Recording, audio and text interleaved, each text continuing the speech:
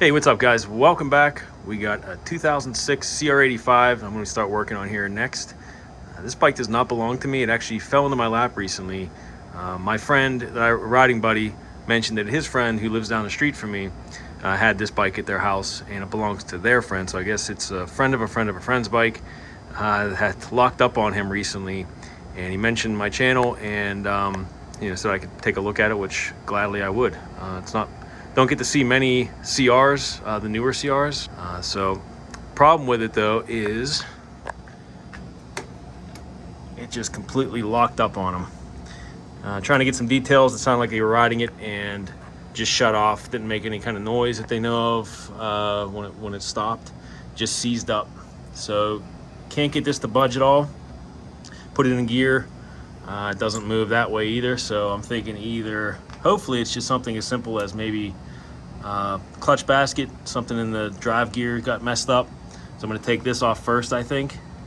Take a look at that, see if I see anything out of sorts, and then probably end up having to take the top end off, which you can't really see with the muffler there, but that'll be secondary. So hopefully it's in the clutch or the drive gear or something, or even in the kicker idler gear. I think that could lock everything up too if that's not moving freely. I don't see any signs of damage on the outside at least, but like I said, we're going to take that clutch cover side off, see if we see anything in the transmission, the clutch, idler gear for the kicker, like I said, before we take the top end off. So I guess we'll start by draining the oil, and looks like I'll have to take the water pump off, drain all the fluids out, then we can take this as all one piece, it looks like here. So I'm going to consult manual, see if I can find one online, and see what I'm getting into here. But I think that's where we're going to start, hopefully with something simple and not a seized up piston in there or crank bearing or something like that. But we're going to find out. So I guess, like I said, I'm going to drain the oil first and take that side cover off. So let's get started. Okay, I think this one here is the drain. I'm going to pull this out first, but I'm going to come up and remove the cap off the radiator.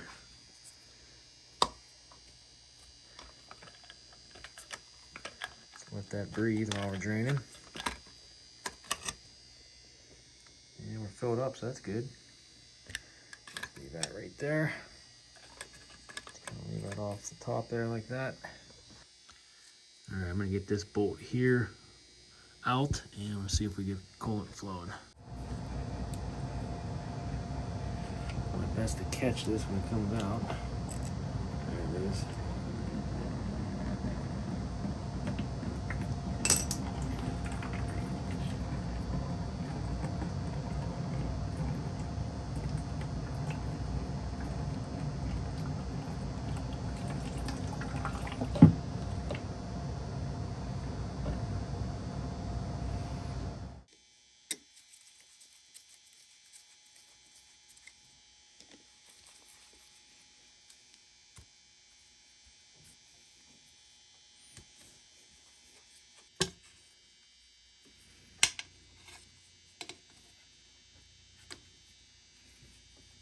Get this clutch cable out of the way next.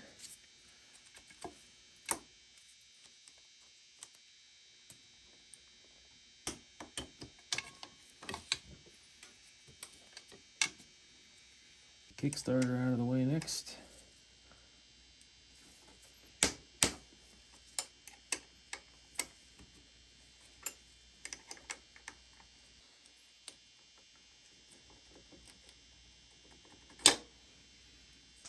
Brake lever.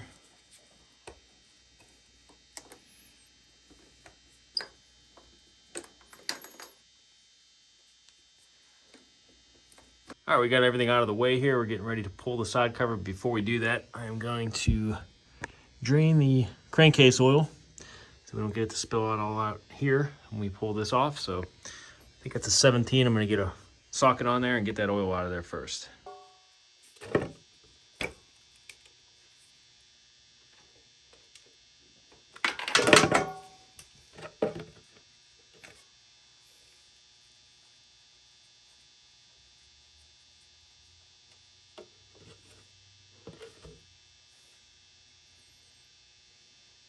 All right, we're gonna pull the cover off here next. I got my template drawing so I can know where the bolts go when I pull them out.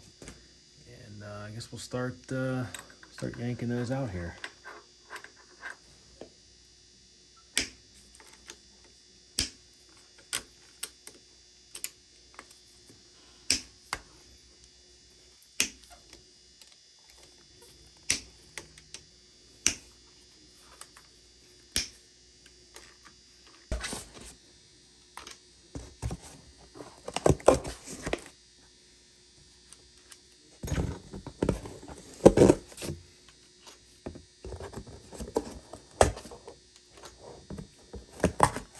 Okay, I'm gonna lightly tap on this here. See if I can get this to come out. There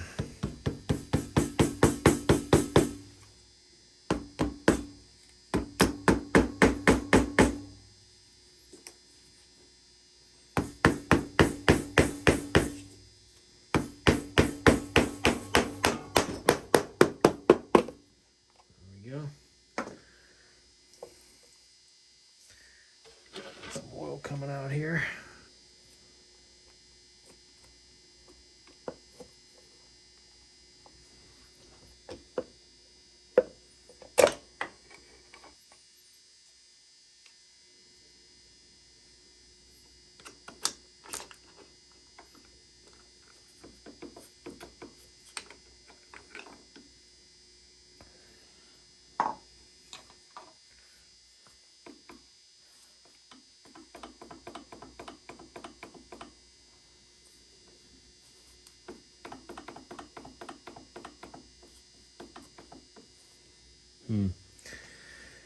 Doesn't look like it was the kicker assembly idler gear that's here.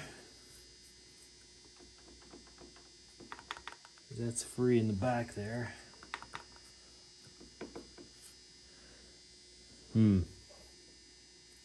That's not good. Probably have to tear into that top end next. We'll see. We'll take the cylinder off, get a look at that. Hopefully it's not the crank bearings. Crank bearings are seized up in there. That's not good.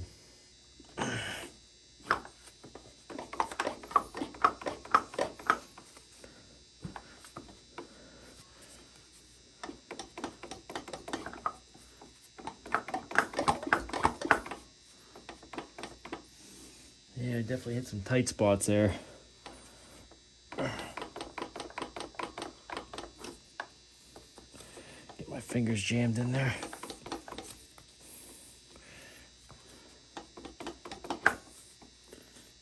At least got movement on there, so we're gonna take this cylinder off and get a look at the piston.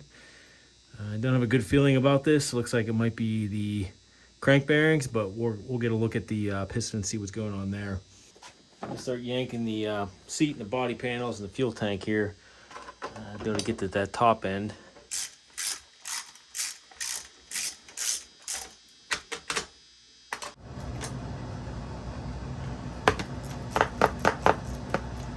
Okay, now we should come off.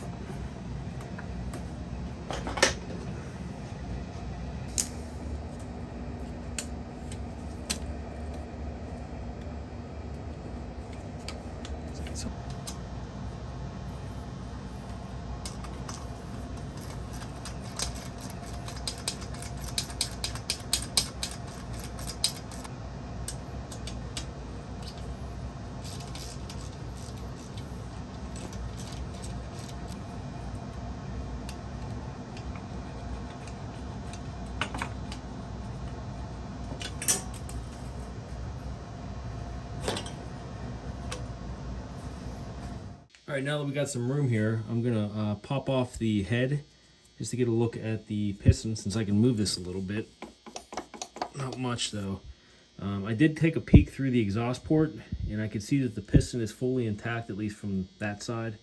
So I don't think the piston melted or blew up or anything like that. It's looking more and more like crank bearings.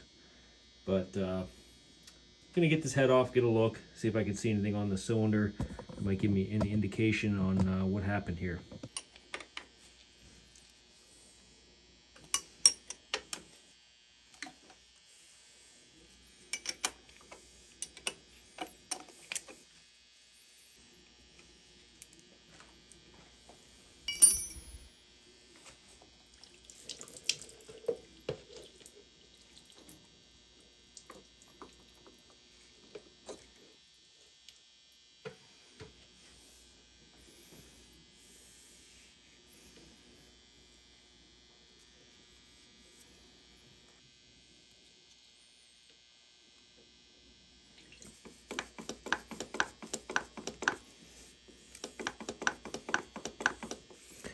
So I can get that to spin all the way around. The cylinder looks to be in good shape. The piston's intact.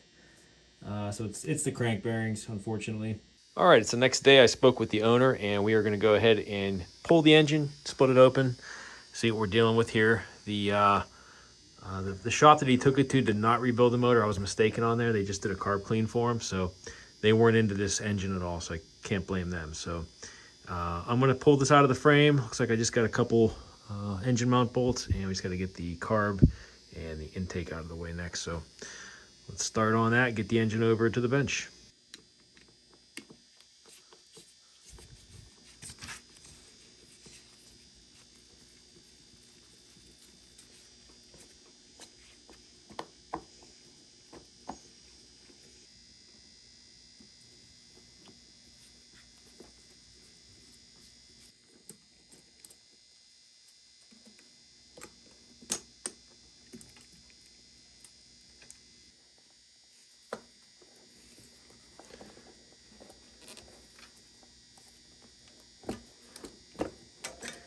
Gotta say, it's kind of nice not working on a bike that's 50 years old and all this stuff is rock hard.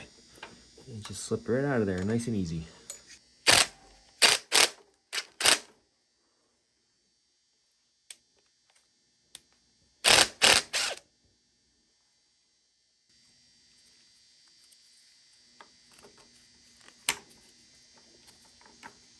So it looks like there's only 3 bolts holding this on. We got one here, then the swing arm bolt too. So I'm gonna start with the swing arm bolt, I think.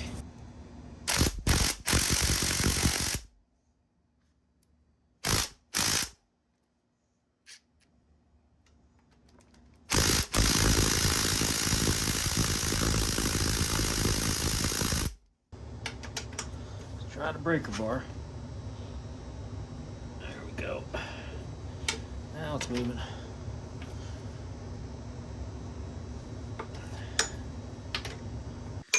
Get a piece of aluminum on here, see if I can get this to budge.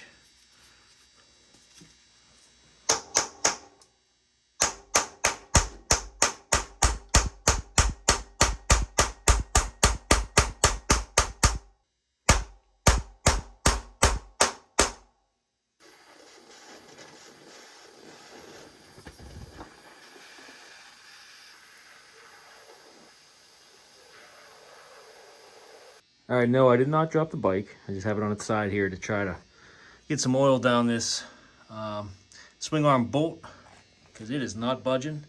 Tried heat, tried smacking it with aluminum. Nothing's moving it.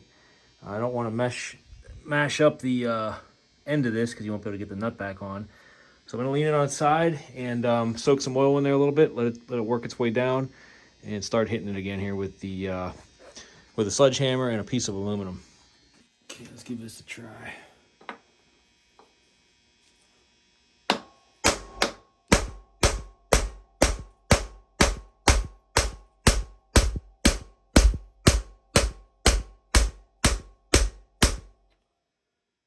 It's moving now. Wow, that is in there. Okay. Flattened out here. I gotta get something that's that size and I can kind of push on that a little bit. Let's see if this will work.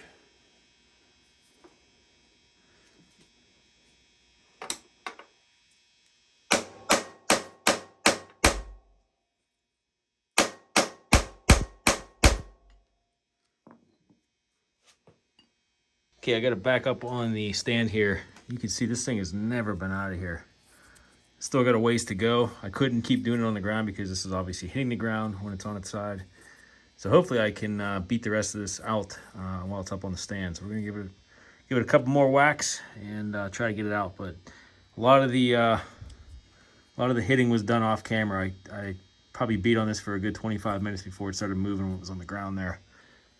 And you can see there has been no grease on this thing. I don't think it's ever been out, but it's slowly coming out now.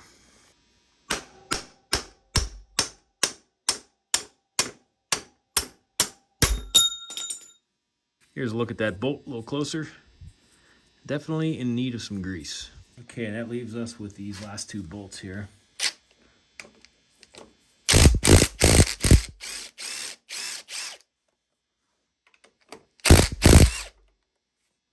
Okay, this should just lift right out. Look at that. Man, super light.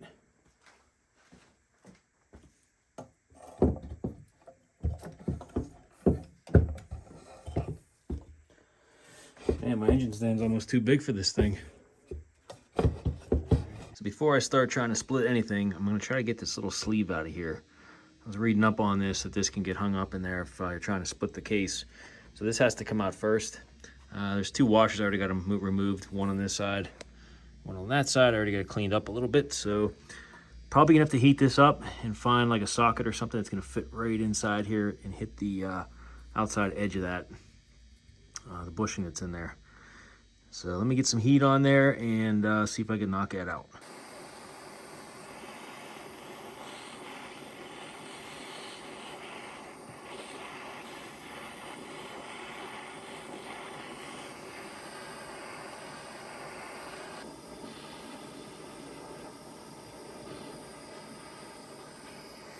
So I had to get this on the floor so I wasn't rattling everything off my toolbox and I was beating on this. So I had to apply heat to this for a good 5-10 minutes and got that extremely hot, and I was able to finally get this out.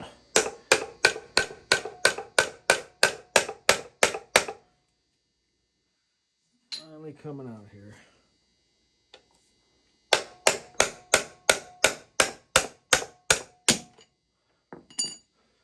There it is. That thing is extremely hot still, but it's out, thankfully. That thing was rough. It was harder than the swing arm bolt. Okay, moving on now that we got that sleeve out of there. Just gonna take the flywheel cover off. We'll get the flywheel and the stator and all that stuff out of the way. Then we'll move over to remove the cylinder, and then we can try to start splitting this thing.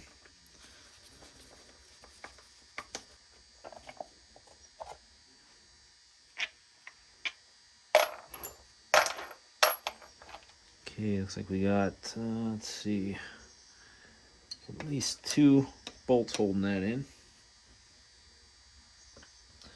Get those out of there next.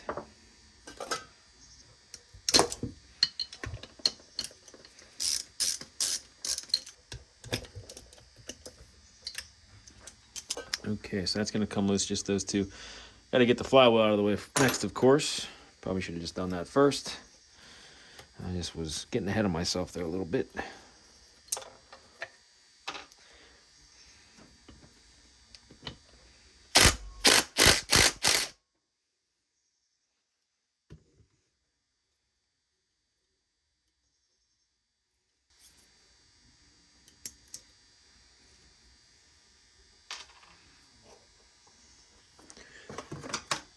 Puller works on this one. Okay, that's reverse threads. Looks like that will work. Get as much bite as possible on there. Flywheel holder here in place. See if I can do this by hand.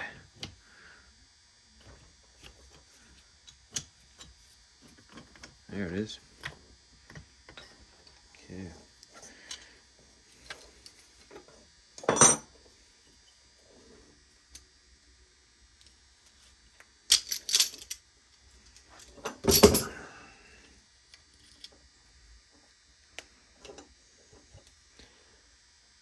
Keep that together for now. Throw that off to the side. Can't forget about the clutch side. You know what? I'm gonna get the shifter out of the way too, because that's gonna have to pull out the other side once we get the clutch basket off.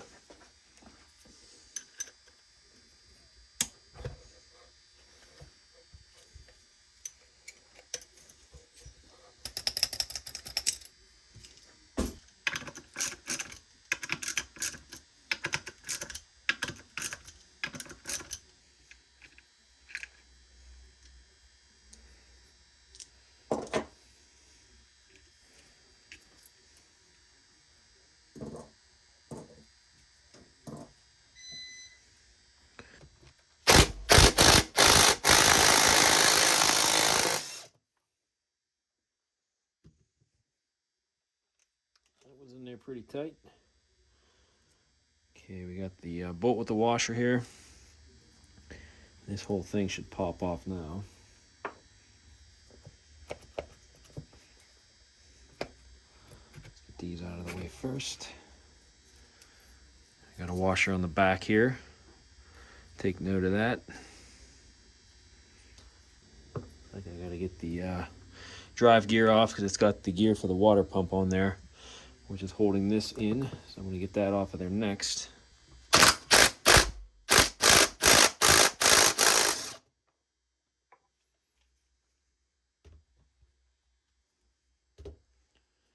we got the nut. Looks like there's a washer here.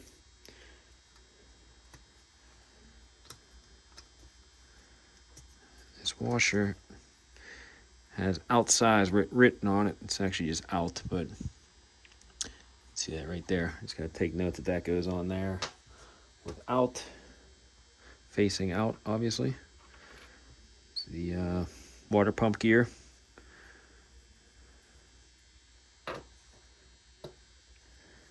And then the drive gear. I think I gotta slide this off here first. Yep. Okay. The washer's there that I can see. You got one behind this gear. That's going to stay in place. Just set that off to the side.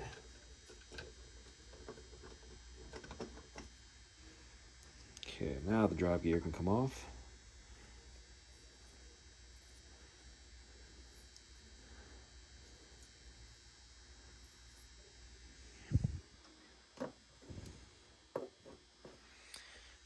Okay. I guess I'll remove the idler gear for the kicker. It's going to come off next. Taking note that the channels here are facing inward. Took it off like this. I'm just going to put it back that same way. And just for my future reference, channels go on the inside.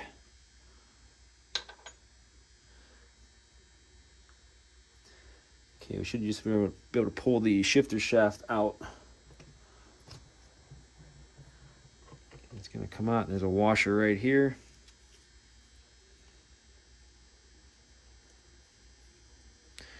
Don't want to lose that.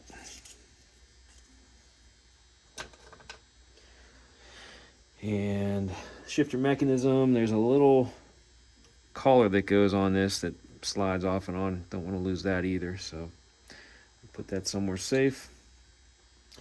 And I just got to consult the book just to see what they recommend next, whether I take this off or I'm assuming these two right here, these Allen bolts.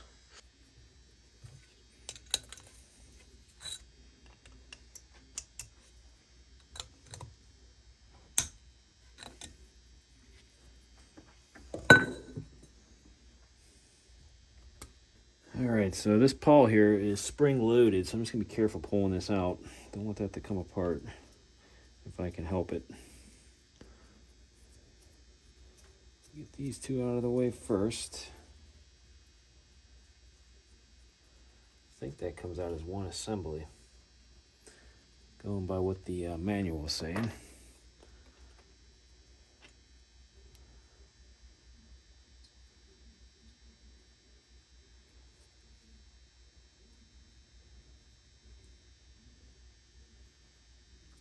Okay, try to keep that together right there.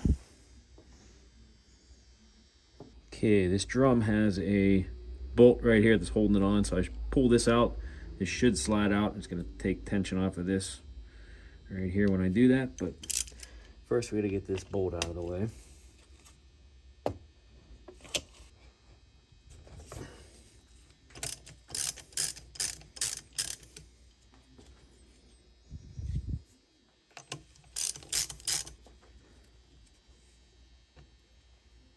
Okay. There's a little pin on the back here I got to take note of. I'm actually going to try to pull it right out of this so I don't lose it. Yeah, there it is. I'll just pull that out of the recess there where it sits, just so we don't lose it.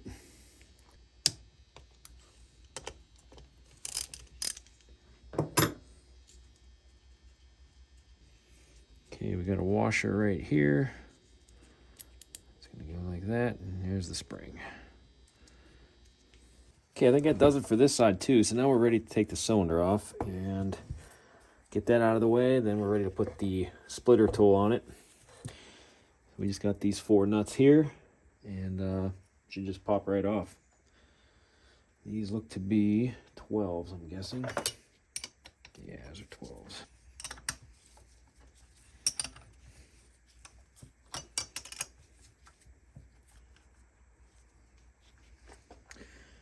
Gotta take note, the one back here uses the clutch cable holder for the spacer there. Put those all together. See if we can knock this loose.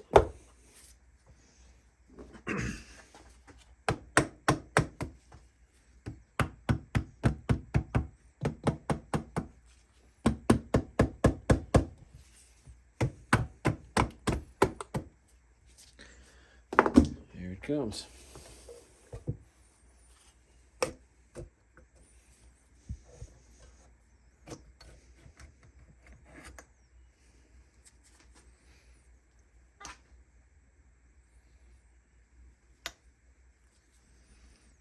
Okay, cylinder does look in pretty good shape, so that's good. I don't see any gouges in there.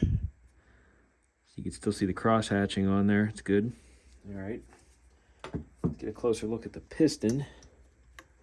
The ring's not stuck in there.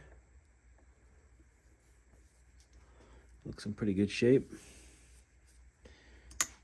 Get a rag and wipe that down.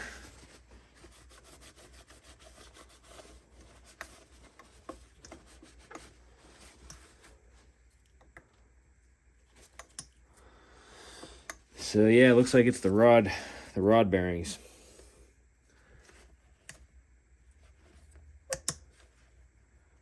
Does not want to move. It's seized up good. It doesn't even have any side-to-side movement. So we'll pull the we're gonna pull this piston out of the way.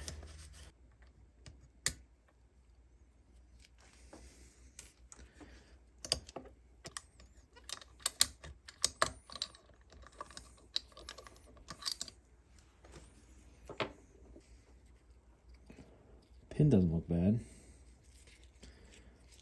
don't know if it was a lack of lubrication or what. I guess it would have had to have been, but all this looks good. You would think if there wasn't enough oil in the fuel, it would have wrecked the piston first. Maybe not. I don't know. This looks good. Let's see what these bearings up here look like.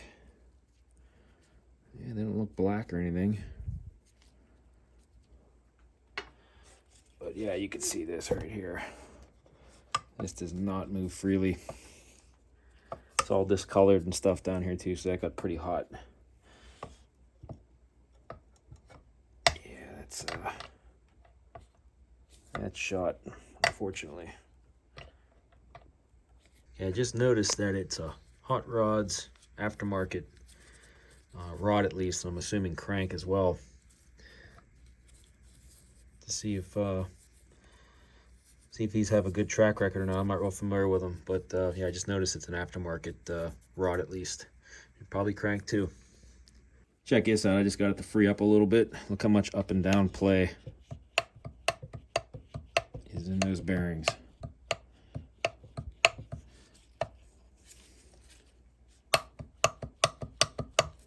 Okay, all that's really left is taking these case bolts out. I got another drawing here that I'm going to use to put all the bolts in so I know where they go. So I'm just going to get my impact and go around and start taking these out. There's actually 3 inside here behind where the flywheel would go. I don't want to forget.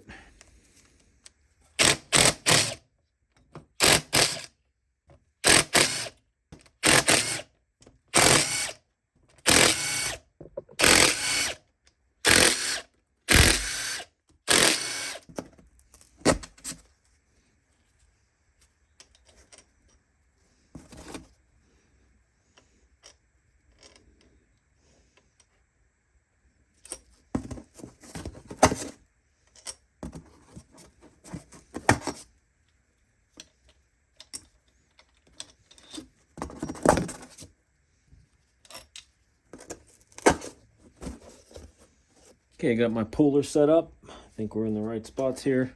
Just gonna give this a little gentle turn. All right, it's already coming apart. That's good. This side, a little tap.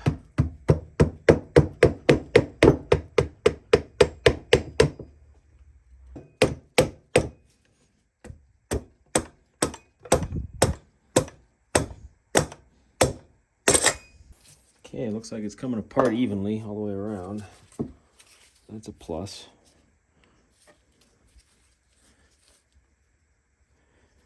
Okay.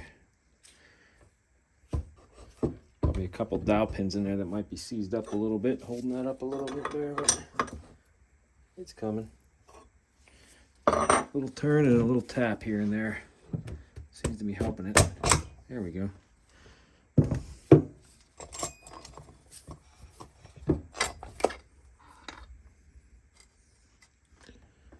There it is.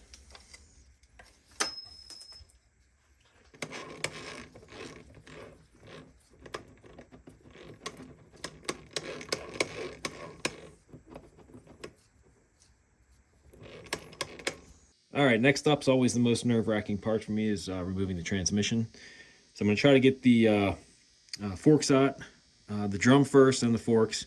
And I'm going to try to remove this all as one unit to try to keep everything together. And I got zip ties here holding the top ends together at least, so I don't lose those washers that are up top. I'm going to lay it all right on this towel right next to it. I've had good luck doing this before with an old Yamaha that I had apart. So I'm hoping I can get away with the same thing on this. Okay, that should pop out next. Okay. All right. Nerve-wracking part.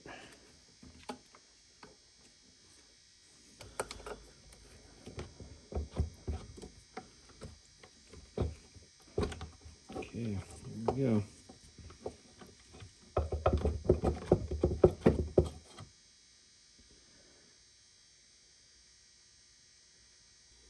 Try to keep that as one unit there, and set that aside because everything looks okay on the transmission side. It's just this we're dealing with. So I'm going to move that aside, pull the crank out, and assess the bearings and stuff on this end too.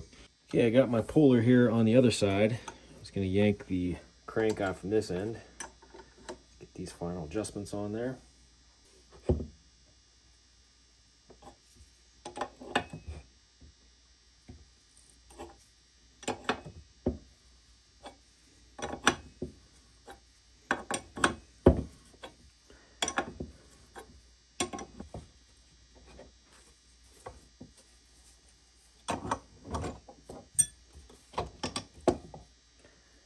Okay, and here's our crank.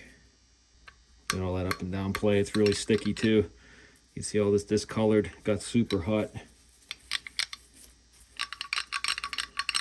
Let's see what these bearings feel like. It's not as bad. This side's bad, I could tell.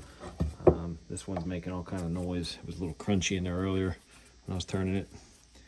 But when I spin it, it's a little louder than I'd like it to be. So I would say, safe bet just to do the bearings, both sides.